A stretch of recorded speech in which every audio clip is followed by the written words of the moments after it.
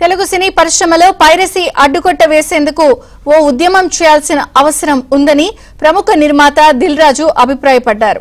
ఇండస్ట్రీలో పైరసీపై ఎవరి సినిమా గురించి వారే మాట్లాడతారని, కొందరు నిర్మాతలైతే శుక్రవారం మాట్లాడితే సోమవారానికి మర్చిపోతున్నారని చెప్పారు.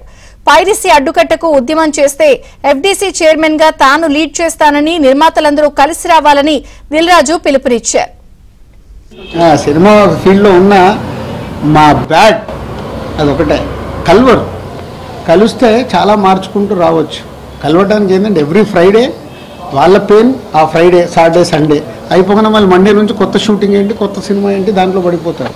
పక్కోడేమో ఈ సినిమా రిలీజ్ అయిందా, ఎలా ఉంది టాకు, ఇలా ఫ్రైడే సాటర్డే సండే, అరే హెచ్డీ ప్రింట్ వచ్చిందా, అయ్యో ఎట్లా మన సినిమాకి ఎట్లా, ఆ రోజు పడుకొని లేస్తే వాళ్ళు మర్చిపోతారు.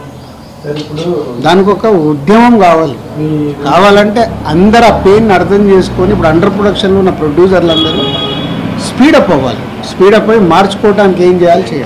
ఎఫ్డీసీ ద్వారా హైదరాబాద్లో బేస్ కాబట్టి ఏం చేద్దాం అనేది కొంచెం నేను లీడ్ తీసుకుంటున్నా. అంటే ఏ ప్రొడ్యూసర్ కూడా నన్ను ఇంకా ఎఫ్డీసీకి వచ్చి ఈ క్వశ్చన్ సరే ఏం చేద్దామని అడగల.